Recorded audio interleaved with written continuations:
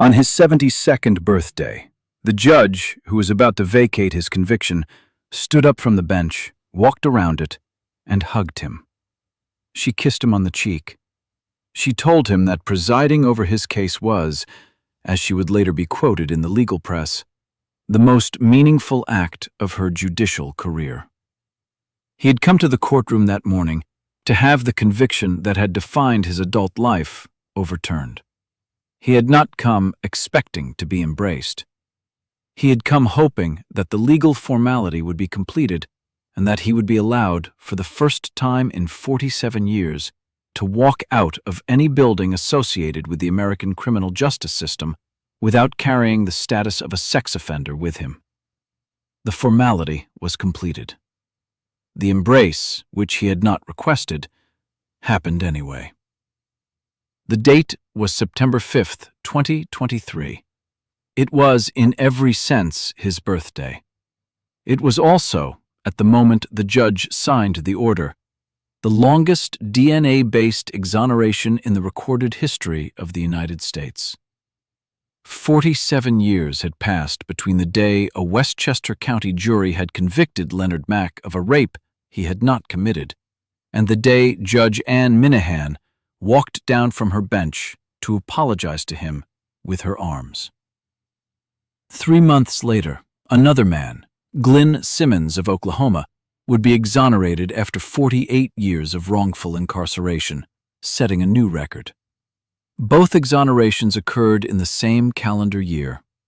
Leonard Mack's 47 years, which had been a record for 3 months, would become, in the specific category of DNA-based exonerations, one of the 2 longest in American history, sharing the list's top with an Oklahoma man he had never met. This is Leonard Mack's case.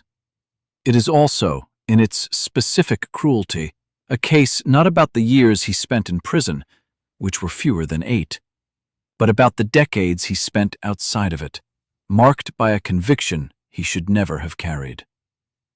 In 1975, Leonard Mack was in his early 20s. He had served in Vietnam as a United States Army infantryman, completing his tour in the late 1960s and returning to New York in the early 1970s. He had, on his return, begun the ordinary process of a young veteran trying to put together an adult civilian life in the state in which he had been raised. In the spring of 1975, a teenage girl in Westchester County, New York, was raped. The specific circumstances of the attack, as they were reconstructed at the time, involved an assault by a stranger in a wooded area near the victim's home. The girl survived. She was taken to a hospital. She gave the police a description of her attacker. The Westchester County Police Department canvassed the area for potential suspects. The canvass produced, among other names, Leonard Mack. Mack was black. The description the victim had provided had included the physical characteristic of the attacker being a young black man. The Westchester County Police identified, in the general population of the area, young black men who could be asked to appear in a lineup. Mack was one of them. The victim, shown the lineup, identified Mack as her attacker. Mack denied the crime. He had, he said, not been in the woods where the attack had occurred. He had no connection to the victim. He had been elsewhere at the time of the assault. The police proceeded with the charge on the basis of the identification. In 1976, Leonard Mack was convicted of rape and of a weapons offense in connection with the knife the attacker had carried. He was sentenced to a term of several years in the New York State prison system. He served 7.5 years of that sentence. In 1983, at the age of 30, he was released on parole. The release was, in the American legal system, not the end of his sentence. Under the sex offender registration requirements that were then being developed in New York and in many other American states, a person convicted of a felony sexual offense was required to register with state and local authorities at the time of his release and to continue registering on a regular basis for the rest of his life. The registration requirement extended, in practical terms, into every corner of Leonard Mack's subsequent existence. Every time he moved, he had to notify the police of his new address. Every time he applied for a job, the background check would surface the conviction.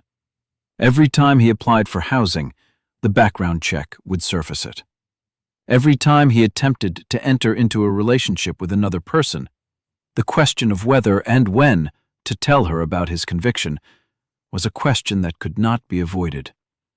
He had, at the time of his release, hoped that the passage of time would, in some measure, allow him to reclaim an ordinary life. He had hoped that the 7.5 years he had served would, with the passage of enough additional time, recede into the past. They did not recede. They stayed with him, in the form of the sex offender registration file that the state of New York maintained in his name for the 40 years that followed. Those 40 years were the specific, ongoing cost of a conviction he had not earned. He had not served them in prison. He had served them in the world. The sentence had been, in its formal definition, a prison sentence. But the actual sentence he had served, the duration of the social and economic consequences of being a registered sex offender in the United States, had been, in his life, 47 years. More of his life had been spent registered than had been spent unregistered. More of his life had been spent as a man whose background check would return a rape conviction than had been spent as a young man whose record had been clean. In the 2000s, the Innocence Project began to accept cases in which the conviction was more than 30 years old and in which the physical evidence from the original investigation had been preserved. Leonard Mack's case was, on both of those grounds, eligible. The Innocence Project, working with the Westchester County District Attorney's Conviction Review Unit, a specialized subsection of the DA's office dedicated to examining potential wrongful convictions, arranged for the physical evidence from the 1975 investigation to be subjected to modern DNA analysis. The evidence included material collected from the victim at the time of the 1975 hospital examination. The laboratory analysis, completed in 2023, excluded Leonard Mack as the source of the DNA. The profile recovered belonged to an unidentified male, a man who had been at the scene of the 1975 assault and who had left, on the victim, the biological material that would have been sufficient had the analytical techniques of the 2000s been available in 1976, to exclude Mack at the time of the original trial. The Westchester County District Attorney's Conviction Review Unit joined the Innocence Project in requesting that the conviction be vacated. A hearing was scheduled. The hearing was scheduled for September 5, 2023. September 5, 2023, was Leonard Mack's 72nd birthday. The scheduling had not been deliberate in this respect. The date had been set within the court's calendar on the basis of docket availability and the routine scheduling priorities of a Westchester County courtroom. The birthday coincidence had not been part of the planning. Mack noticed it. He mentioned it in a brief exchange with his attorneys before the hearing began as an observation. The morning's proceeding was going to be the sort of unusual birthday event that a person arrives at only once, if at all. He came to the courtroom. He sat at the defense table. The hearing proceeded. The DNA results were entered into the record. The Conviction Review Unit's joint motion with the Innocence Project was submitted. The judge, Ann Minihan, reviewed the materials on the bench. She made her ruling. She vacated the conviction. She granted the motion to exonerate Leonard Mack. And then she did something that is not ordinary in American courtrooms. She stood up. She walked around the bench. She approached Leonard Mack at the defense table. She put her arms around him. She told him, in a soft voice that the courtroom reporter captured for the official transcript, that presiding over this case had been the most meaningful moment of her career. She kissed him on the cheek. She stepped back.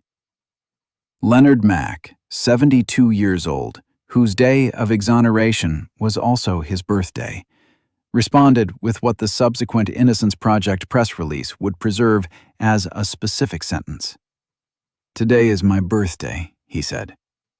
"I could not have asked for a better gift." The hearing concluded shortly afterward. The legal formalities were completed. The Westchester County Records Office, in the following days and weeks, removed Leonard Mack from the New York Sex Offender Registry. His rights were restored. The conviction was, in every legal sense, erased from his public record. At the time of the hearing, Mack's 47-year exoneration was the longest DNA-based exoneration in the documented history of the United States. The duration had been made up almost entirely of the registered status he had carried for 40 years after his 1983 parole. The prison time itself had been, at 7.5 years, a comparatively smaller fraction of the total. 3 months later, in December of 2023, Glenn Simmons in Oklahoma was exonerated after 48 years of wrongful incarceration. Simmons had spent those 48 years in Oklahoma state prisons, not on an outside registry. His record, at the time of its issuance, surpassed Mack's by a matter of months. But the two men's exonerations in the same calendar year created, in the history of the category, a rare moment in which two cases of 50-year scale wrongful convictions concluded within a single cycle. Glenn Simmons's 48 years are now the longest. Leonard Mack's 47 are the second longest. The National Registry of Exonerations records both. The actual perpetrator of the 1975 Westchester County rape, the man whose DNA had been recovered from the victim's clothing and whose profile had been identified in 2023 as an unknown male, has not, as of the publication of this recording, been identified. His profile is in the national database. It has not matched anyone. The victim of the 1975 assault, who had identified Leonard Mack at a lineup 47 years earlier, has not given a public statement since the 2023 exoneration. Her identity has been, throughout, protected by the conventions that govern victim privacy in American sex crime cases. She is, somewhere, in her 60s. The man who actually attacked her is, if alive, in his 70s or older. Whether he has been identified in any private law enforcement channels that have not yet been made public is not a question that the Innocence Project or the Westchester County District Attorney's Conviction Review Unit has publicly addressed. Leonard Mack, in the years following his September 2023 exoneration, has lived quietly. He has given a small number of interviews to legal journalists interested in the specific dynamics of long, wrongful conviction cases. He has spoken, in those interviews, about Vietnam. He has spoken about the specific weight of returning from a combat deployment to a country that, within a few years of his return, would convict him of a crime he had not committed. He had survived the war. He had come home. He had, in the short interval between his homecoming and the 1975 assault, believed that he had finished with the particular category of trauma that wars inflict on the people who fight in them. What he had not known was that a different category of trauma was about to replace it. For the next 47 years, he had carried a name, a registered sex offender that had not belonged to him. On September 5, 2023, in a Westchester County courtroom, a judge who had read the case file and the DNA report and the long history of the post-conviction proceedings walked off the bench and returned the name to its proper owner. His name, after that morning, was simply Leonard Mack, a Vietnam veteran, a 72-year-old man, a birthday celebrant, not a registered sex offender, not a convicted felon. A person whose record, in the databases of the United States legal system, carried no entries that had any legal force to constrain him any longer. The judge, Ann Minihan, later made a small number of public statements about why she had stepped off the bench. A judge's bearing in the courtroom, she explained, was normally one of formal remove. The rituals of judicial proceeding called for a certain distance between the bench and the parties. This was a case, she said, in which the normal distance was not the correct posture. A man had been convicted at a time when the science of the case could not have produced the truth. He had lived for 47 years as a different person than the person he actually was. The moment of the legal correction, she said, called for an acknowledgement that went beyond the formality. She had decided, she said, that the correct response to the correction was to get up and to hug him. She had done it. In the New York legal community, in the months following the hearing, her decision to step off the bench was widely discussed. Some commentators felt it had been an appropriate expression of what the case had called for. Others felt it had been a breach of the ordinary decorum of judicial office. The discussion was, at the level at which legal commentary tends to proceed, detailed. Leonard Mack, asked about the hug in the small number of interviews he gave after the hearing, said only that it had been for him a kindness he had not expected. He had come to the courtroom for the legal conclusion. He had received the legal conclusion. He had also received, as what appeared to have been the personal addition of one particular judge to one particular morning's proceedings, an apology that the American legal system as such does not generally deliver. The system had taken 47 years to correct its error. The judge had, in the moment of the correction, decided to supply, on behalf of the system, an acknowledgement that the system itself was not institutionally capable of producing. She had walked off the bench. She had put her arms around him. She had kissed him on the cheek. He had, quietly, returned the embrace. He was 72 years old. It was his birthday. The judge had wished him, by her presence and by her arms, a kind of greeting that the courtroom had not heard in his honor in a very long time. It had been, for him, the best gift he could have asked for. He has said so since.